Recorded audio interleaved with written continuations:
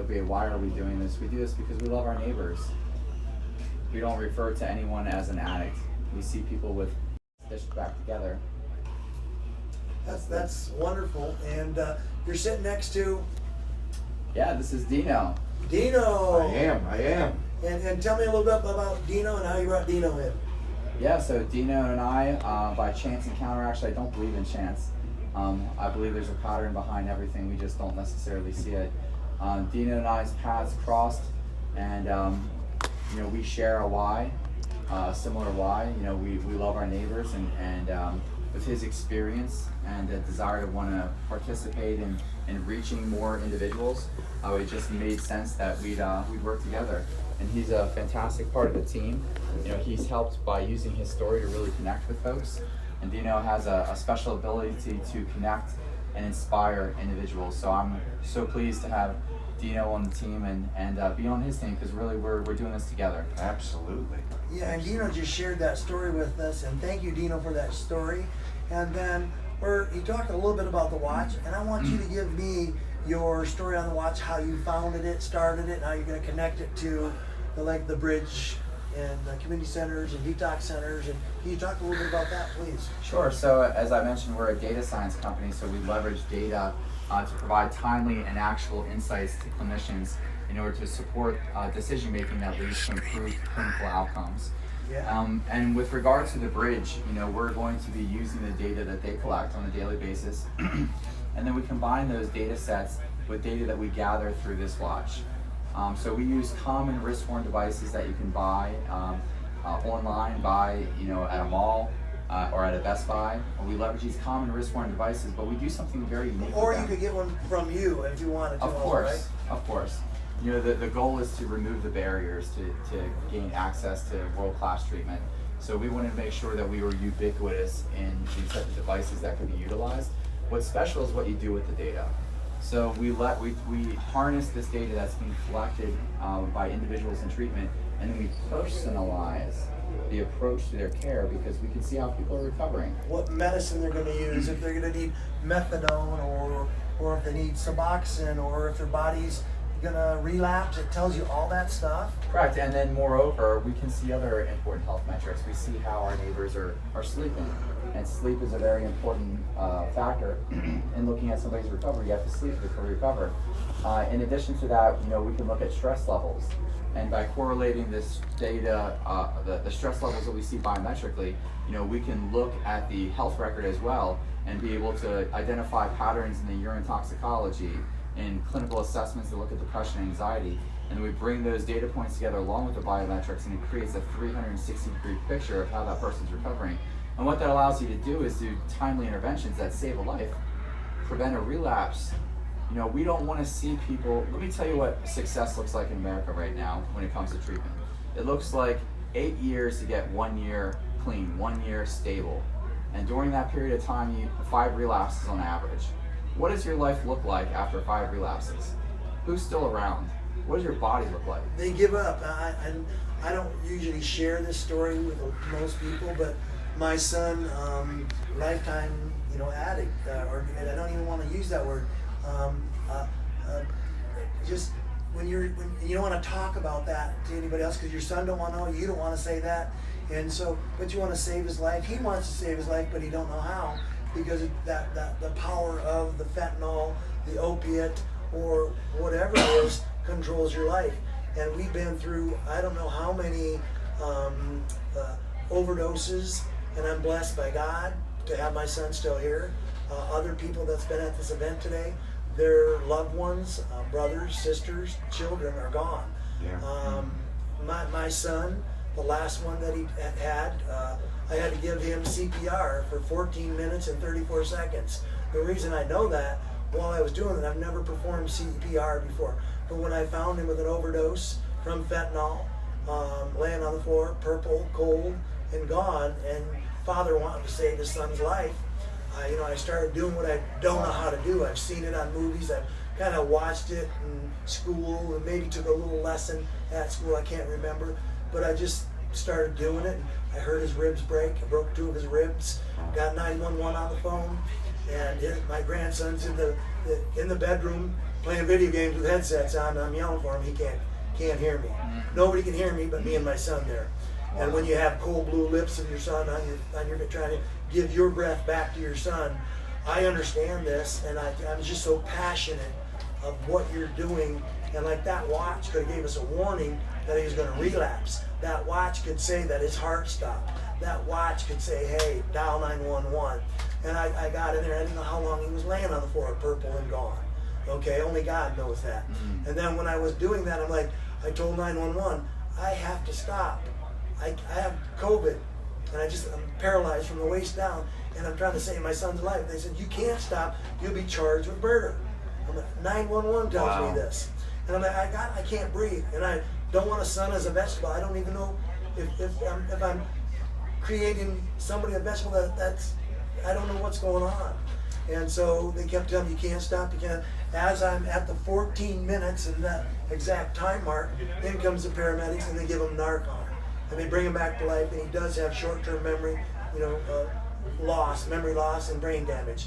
And he's like an Einstein when it comes to mathematics and his job. But you ask him where he set his keys, and he's like, am I hungry, did I eat? Now his whole life has changed, but he is still alive. And so I'm so passionate about your watch, the cause that we're doing here for fentanyl, opiate awareness, global awareness. We had Sig Rogage and Lori Rogage running for Senate. Dan and Don, going to be the telecasters or commentators, for Pickleball Pro Challenge. And you guys are the first sponsors and partner sponsors. And we are so proud to have you on board and part of this message. And the brawl that we're going to bring with Dan and Don, the UFC, NFL, NBA, we're going to bring them all. And they need to hear your guys' story and what you're doing, because we're part of the answer. So I'm just so proud to have you guys in this brawl. Well, it's truly an honor. Yeah, they also need to be able to see that we do recover, right? There are shiny tools in a toolbox. This is the latest cutting edge, bleeding edge tool, right? But the main thing is that we do recover. You have to walk the talk. And I'm a walking, talking, living, breathing example that recovery is possible. And thank God that you're here so you can help lead this brawl, this challenge, this charge. Yeah. How do we contact you if we have someone in our family or ourselves that needs to recover? That's a great question, Ernest. So to get a hold of OPA and learn about OPA or have that a part of, how do we get a hold of OPA? Yeah, so that's... Thank you. Okay, we'll come back in. Good. 1, 2, 3. Yeah, that's fine. Yeah, so that's a great question. So there's a couple different ways you can get a hold of us. We have a website, opa.ai. You can go there and learn more about Opioid and to reach out to us, let us know what questions that you have. Also, we participate with clinics, that are providing care like the Bridge. And you can ask your clinic professional if you're currently in care, how do I get Opioid technology and be able to harness that either for myself or a family member. And then we are able to enhance that clinic and that care with this service. So those are two different ways. But yeah, we'd love to be able to help anyone we can. So you are based out of where? We're based out of Wilmington, North Carolina, but we operate throughout the United States. And we are looking to move overseas as well. But right now, we're really interested in helping our neighbors in our backyard. So this started out of a passion for wanting to bring more of our neighbors home. Literally in Wilmington, North Carolina, where I'm from, where 13.6% of our working population, or actually 11.6%, I'm a detail guy, 11.6% of our working population are misusing or abusing an opioid. So I want to see my neighbors make it home, but my neighbors are everywhere. So we're working throughout the United States to change this epidemic and see more people have success in their treatment. But if you need to get a hold of us, you can go through the website, you can give us a call. Our number's listed in there as well. And what is that again? Give me that .com. Opiate.ai. Opiate.ai. Yes. Fantastic. And then on that shirt, go ahead and pull that shirt, show It's Yeah. OPA. There's your logo and everything else. That's wonderful. Yeah, we're aiding the treatment of opioid use disorder by leveraging AI. There you go. I love that. I love that. The other thing that I want to ask you a little bit, you talked about our neighbors and our family. Can you tell me, and you're great on statistics, while we were talking, how many people have we lost, neighbors and family members? Do you know any of those statistics? Of course. Yeah, so every 5 minutes, someone overdoses in the United States. In the past calendar year, 112,000 people have overdosed in the United States. In North Carolina, the state that I'm from, every day, 12 people. It's alarming. That's a shame. We need to bring the brawl to the public, and we're going to utilize our pro athletes and people like Don Fry that has the most seen brawl fight in the world. Well, now he's ready to fight the opiate and fentanyl crisis and lead the charge. And with people like you and your corporation, we are just so proud to be part of this. Let me ask a quick question. Can you explain how you operate now, either on a B2B or B2C, how that hardware or any product that you're involved with can be obtained by either a consumer or a clinic or on a scale? Sure, so Watch this. You're gonna think I'm still here. Yeah. Okay. And then if you want to ask him that question, light, quick, and fast, I'm gonna let Dan sit down so I can have Dan in this shot. Okay. And I'm gonna go grab Unicorn Universe because I'm gonna do them next. Yeah. So I want you to ask what he just said to him. I'm out of here. Dan, sit down, and we're gonna go from there. What did you say there? How are you operating now on a B2B or B2C basis? How does a consumer or a clinic obtain or acquire any products or services that you now offer? And on an individual basis, on a clinical basis, a professional basis, and scale up to an international basis? So David, why don't you give us the 30,000-foot view of what we're doing right now and where we're going? Yeah, and by the way, speaking of right now, you're streaming on YouTube right now. oh, that's Oh, that's great. awesome. Yeah. And on Instagram. And Yeah, on that's Instagram. right. Okay, that's great. Wow. All right, surprise. So David, where do you see us going? Yeah, so the way that we do business, let me start over again. Yeah. Is that okay? So our business model is we sell directly to clinics and rehab centers. It's a B2B SaaS model. So that's how we've structured the company. So clinics would typically reach out to us and we evaluate the type of clinic and the type of outcomes they're looking to achieve. We integrate into their electronic health record system and then we deploy hardware. So this becomes a monthly expense for the clinic, but it's also an ability to see greater outcomes and generate more revenue for the clinic as well. So the clinic is able to grow, it will help more individuals, and then we see improved outcomes for those that are leveraging the technology. And more than anything, they're getting what they asked for, which is timely and actionable data. What clinicians have been lacking in this particular industry, and I have 13 years of patient care experience, what they have been lacking is timely and actionable, objective data of how people are doing in their recovery. And that's exactly what we're delivering. And with that objective and timely data, they're able to make more informed decisions that lead to better outcomes. So really this is a B2B SaaS play.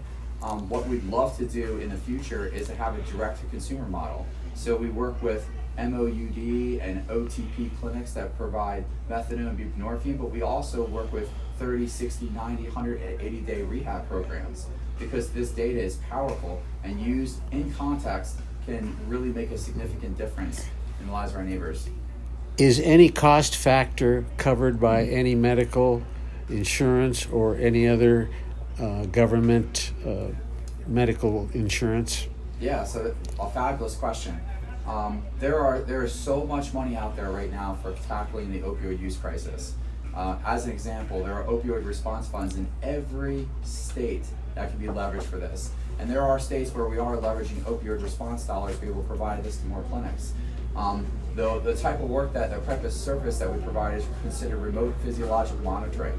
So we're still working with payers and providers in order to make this a reimbursable code within the clinics. And that's part of the work that we're doing now. the type of technology that we offer, this is cutting edge. This type of remote physiologic monitoring is used in other disease states, such as cardiology and nephrology as a chronic care management tool. It's never been used this way within substance use disorder, so we've broken new ground. And in that regard, some of our claims are so lofty, even though we've proven it with data, that we're actually taking some of our technology through the FDA. So we literally will be the standard worldwide. And this will be considered software as a medical device. In the future, I'll give you a glimpse into the future. Opiate will be an application that you can download off of Google Play or iTunes to guide your own recovery, to share with your recovery community or your physicians or clinicians that you see that are a part of your recovery community. And they will get alerts, and you will get alerts. You'll be able to see the trajectory of your recovery. And my hope is this, my vision is this, that instead of seeing, as an example, a father, who's 5 years clean, and everything seems to be going well in their life. They've got their kids are doing great. They're doing great at work. Everything seems to be fine. And then one day, you read about them in the newspaper. They had a tough week, and they went and used, and they hadn't used in years, and they woke up and now they died, and they didn't wake up the next day. Like, our technology done correctly will become part of their life, part of their recovery journey, long term. And they'll be able to guide their health, make more informed decisions, and we won't read about them because we'll see the tremors before the earthquake. The power of biometrics is we see things before you feel them. And getting those early warning signs provide an opportunity to intervene, to save a life, to secure a family, to secure a community. Let me make a point and ask a question. In the Western Hemisphere, more people speak Spanish than English. Have you thought about an application of what you're doing to not only the Spanish language, but in other languages on the other side of the globe? I want to say something on that. The gentleman that just left here does AI, and I'm going to say that I can bring this, Michael Unicorn and I can bring this to you if you don't already have it. We can do multiple languages, or we can do AI where it looks like you're speaking Spanish or speaking Mandarin. We can bring that. It's our government technology that we're using, that they're bringing from the military, and they're allowing us to use in this. So I don't know what you have, but I want you to keep that in the back of your mind. No answer without me clouding Without it. that knowledge. I thank you for sharing that. Excuse me for I'm shaking a cold right now. Yes, have we thought about providing this in other languages? Absolutely. See, the power of data is it's not a respecter of persons. And regardless of your language, obviously there's different textures in languages and different meanings and nuances, right, between words. But the power of the technology we're leveraging is biometrics doesn't care what type of language you speak. When you use biometrics, you can see what's happening, you can see what's going on. And I am very interested to be able to translate this in other languages. And moreover, the other data that we look at as well, that's also very objective data. These are clinical assessments that are widely recognized as being the gold standard tools. We've just taken them and applied a deeper level of texture and insight to it and delivered it in a way where it can be actionable. So yes, we're tremendously interested in taking this overseas. Our neighbors are everywhere, right? And we care about them. That's the why behind it. We love them. When you love someone, you do everything you can for them to see a positive outcome. And that's exactly what we're doing. Now, we're not going to get everything right. We're not perfect. But one thing I know for a fact looking around this room is that when we go together, we go far. And we can do things with excellence. And right now what we see is 1 out of 3 people are retained in care long enough to see a clinical benefit. If Opiate, in combination with our partners, The Bridge and others, are able to translate that into 2 out of 3 people have successful recovery, we have absolutely, unequivocally changed the world. Do you have an agent? You're wonderful. Would you like one? So no, this is all happening, and what you're talking to is Mr. CBS, Mr. ABC, Mr. Hollywood, that we're going to syndicate this. And so this stuff that we're shooting here, I mean, we want this on that syndication. You are our partner. We need eyeballs. I'm going to bring eyeballs. I get 1 billion hits to my webpage. Wow. Okay, 1 billion in 1 year. Okay, and it's shut down. Wait till I turn it on. Wait till we get this message, not just in the United States, but globally. Sid Rogage just gave it to 50 million people about opiate addiction. Okay, Big Don, you coming on out? Yeah, All right. You let him sign up. It's gonna take him. But it's all about eyeballs. And so I'm just, like I said, this is Well, wonderful. And the other piece that you guys aren't even aware of, just to give you a quick heads up, and this is nothing self-congratulatory in any way. Yeah. In any way, I just want you to understand, is that at the national level, like Opioid, I've been selected that I'm a partner with the National Institute of Drug Abuse to help identify the obstacles in bringing innovation to market. You have. Yes, I am a 1 of 5 in the country. Wow. And I'm also a mentor to the Johns Hopkins I4 SUD program, which is the group that brings out the best innovators worldwide. I mentor the innovators that are creating tomorrow's technology. The reason I tell you that is that I have a very keen perspective of where things are going. I don't see just what's happening. I see the policy that's happening. I see where research dollars are going. I both present new research at conferences, and I see what other researchers around the world are presenting. We need that. And the reason I'm mentioning this now is that we have a problem in the United States. Europe is about to get clobbered. Just like I told you, Sig Rogage that was here, Yes. that spoke, and we had all kinds of meetings and stuff. He gave a speech to 50 million people, and he snuck it in. He was over visiting President Xi, and he's over there talking about, well, let's bring product and stuff. And Opioid, if they allow it to bring it in there, I don't know, we have to talk about that. But the thing that President Xi is allowing is that they're letting product come back to China for the first time ever through Sig Rogage Communication. And he was a presidential advisor to Ronald Reagan, to George H. Bush, George W. Bush. And he snuck in the speech to 50 million people. And this is what he told me personally. He said that so that they would all hear that the fentanyl is coming through China. One of the key components is being manufactured there. We all know that it's not a secret. And the other thing is that he said that it's being manufactured there. It's in the United States, killing our neighbors and our family members and loved ones. And it's in Mexico, it's in Canada, and just like you said, that country there. And now it's coming in the back door of China and the front door, and they're not going to be able to stop it because it is a global crisis. And we're leading that brawl, that charge. And man, I just can't thank you enough for being with us in the Pickleball Pro Challenge and what you're bringing, because it's technology and data is king. Don't you know a senatorial candidate that could use this Watch as a this. plank? Yes. So, In- yeah. So also here in Las Vegas, you had. Hopefully, she'll get elected in, and we can kind of all help push that. And that's Lori Rogage to be. And on her campaign, she had our daughter with mental illness and the opiate and the fentanyl. She's one of those, like myself, that has affected their life. She's lost a loved one, her own daughter, and she's running for Senate here in Las Vegas. And she loves your product. She came out here to help bring awareness. Her husband's broadcasting it to the world, and her campaign is based on opiate and fentanyl, mental illness, and help the communities. So we all got to join together and lead the brawl. Yeah, absolutely. Yeah, this is a wonderful privilege. Thank you so much. It's an honor to be here. I'm just so grateful that we can do this together.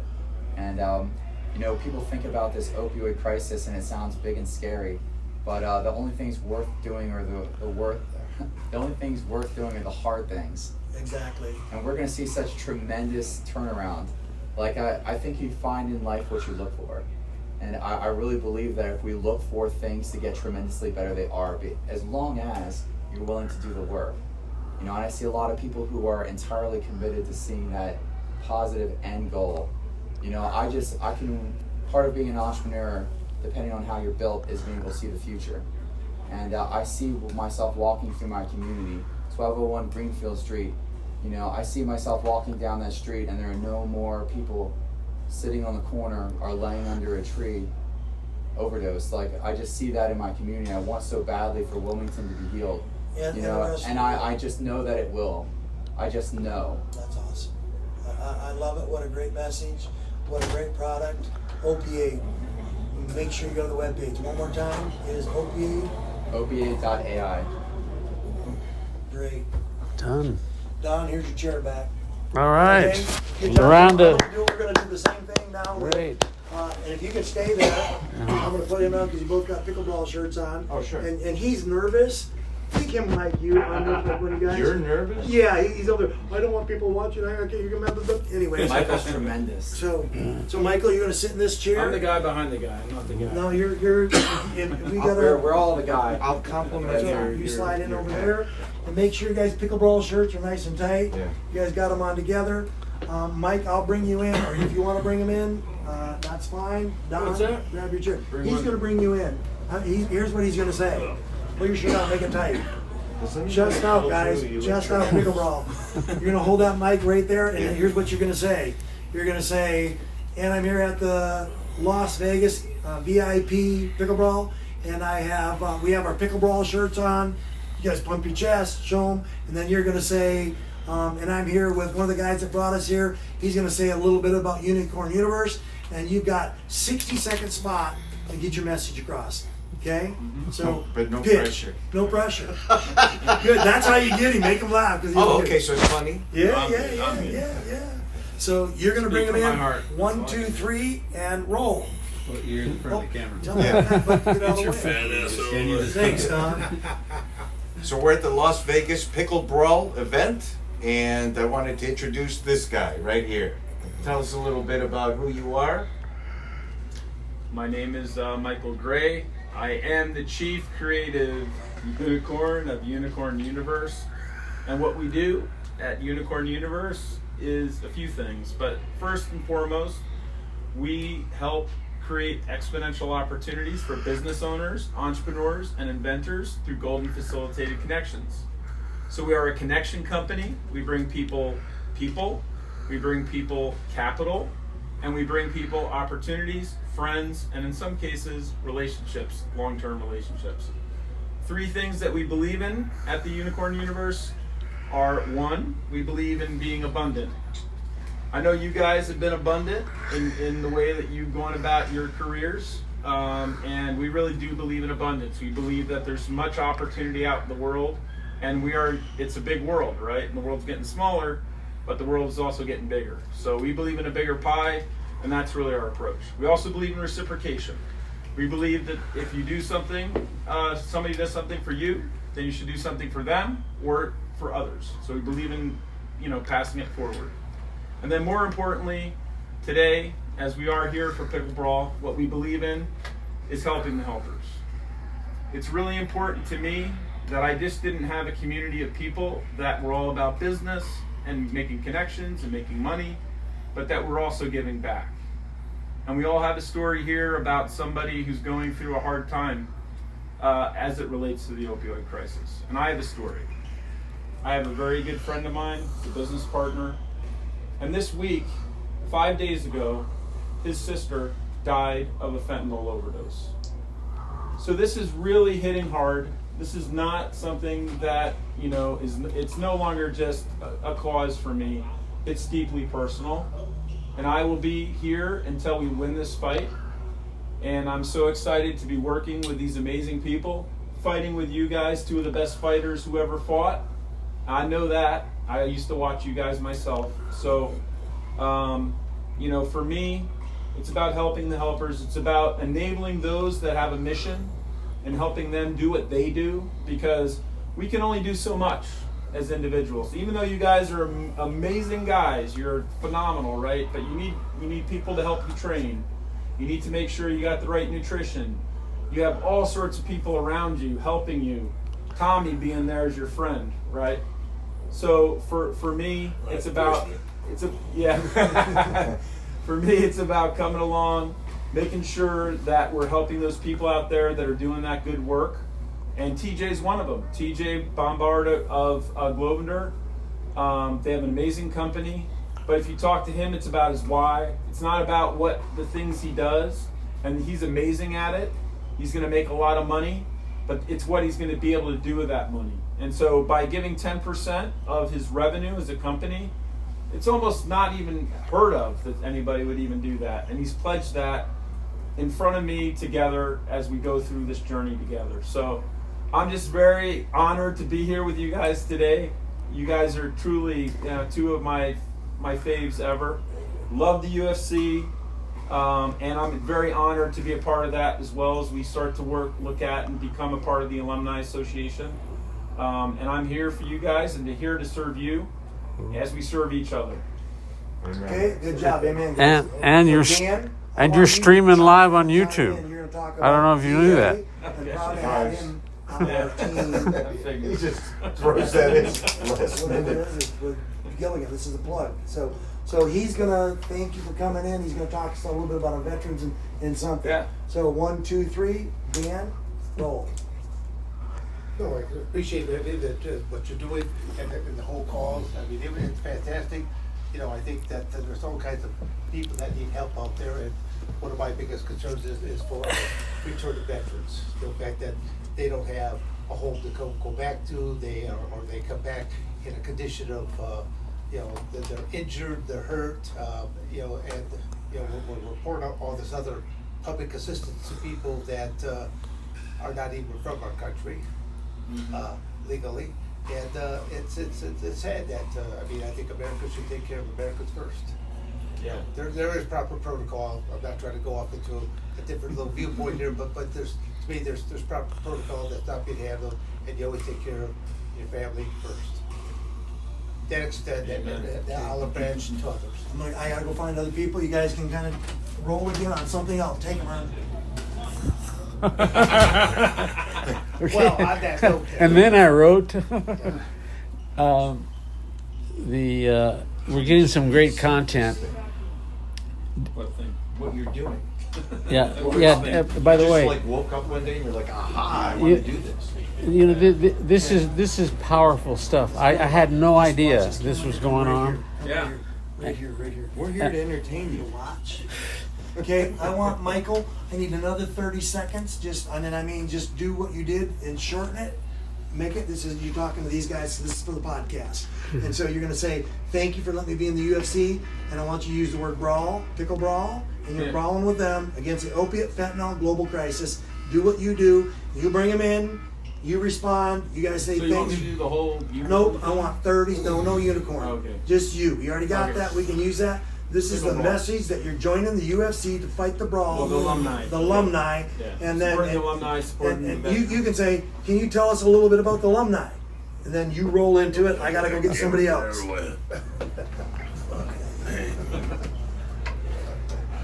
Hey, Go I ahead. just don't, just with my State Department role, I just have to be a fly on the wall. Okay. Okay, seriously.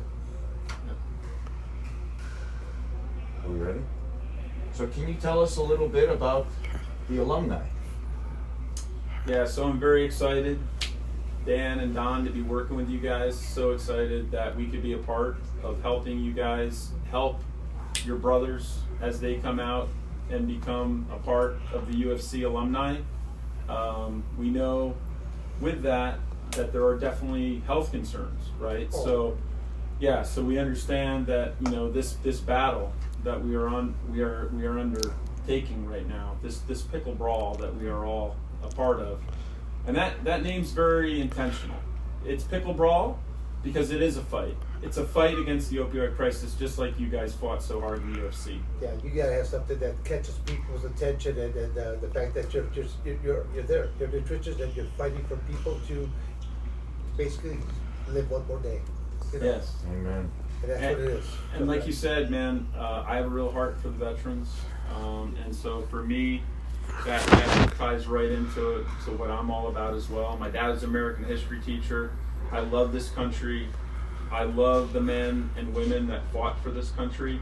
They are family first, and we have to take care of them first. I would say that people, most Americans have never been to Washington, D.C. to see the various monuments, but the most probably important monument, go to Arlington Cemetery Yeah. and take a look at any direction. First off, to see how precise this has all been laid out. To simply know that these are soldiers that paid the ultimate price for American freedom. Go to the Vietnam War Memorial, some of these other memorials, run your hand down. Day did your hand just go across? Again, they gave up their life. So, you know, forget about just going out and just having your weekly barbecue and stuff like that. Take a trip out to DC see the Smithsonian Institute, see a couple of these other monuments, Washington Monument, Lincoln Monument, but then go and see the tomb of the unknown soldier. See Arlington Cemetery. And know that freedom is not free. Someone paid that price. Yeah, don't forget about those statues, don't forget about those monuments, because they actually tell us history. And history, although some of the history is not the history we want it to be, is still the history. Yeah, exactly. And so it's very important that people understand it. And I grew up a kid who understood it. I used to go to battlegrounds with my dad. He used to tell me, this is where this battle was, and I'm like, it's just a big field, what are you talking about?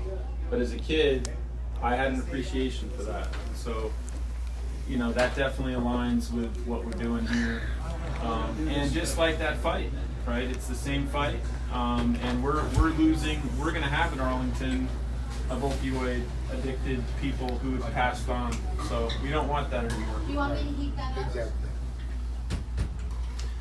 So I'm gonna put this plate of food in front of Do you Michael. want the whole thing? No, I'm good. We're good. Slam it in my face. Michael, what you're gonna know, Michael? We're gonna thank Barbecue Piggy Wiggy, whatever it's called. Dickie's Barbecue. Thank you. So you're gonna hand this to Don, and Don's gonna take a bite and say, "This tastes like shit," or whatever he's gonna say. I don't know what he's gonna say. Don't say that, please. No, he ain't. I'm joking. I know. So I'm just trying to make. I need to get a fork where he can do his magic. I gotta go get a fork. So Should we throw in a just take I like to take a bite and say this is good or whatever you want to say. I'm trying Should to we do throw it. in a Dickie's barbecue bag or something? So there's No, a- just say it. Okay. Dickie's Barbecue. That's all we need to say. We can put a subtitle. All right, we got it. Go. Ready? One, 2, 3. On the camera. Let me get out of the camera. I'm supposed to say? Yeah. Oh. No, it's just lead him into it and say, throw the Fuck's ball. sake, you're holding the bag. I'm all right. Just throw the ball up there and say, tell us about our sponsor, Dickies. Okay, throw the ball up. Yeah, catch it. Tell us about our sponsor, Dickies. Yeah, my here in Las Vegas. He just opened up. Amazing stuff. Don, you want to try some of that? Well, if I had a fork, I'd love to. Slobber it up here. We interrupt without using a utensil. See there? Just like marriage, his wedding day. Just like his wedding day. Fantastic. Good stuff. Fantastic. And now you don't get your plate back. No, I know. Oh, Vegas and Can you go. grab that one up there? Here, Switch you it. can. Oh, I'm gonna like break this room. Sorry, guys. There we go. Okay, there we go. Here, Desmond. Desmond, I want you to hold this up like a sign so that to that camera, like right here. Look, I want right here, Desmond. Look, right on your chest. Just can you do that while we do this? Here, Put your paddle right there. you do this one. And then pull You do that one, just like I showed you. Then And we're gonna talk to your mommy. Don't mess it up, kid, or I'm gonna get you. Uh-oh, watch out for that cowboy. Tell me you're an Indian, so watch out for him. Right? You got that Indian Don't law. ignore me, you hear me?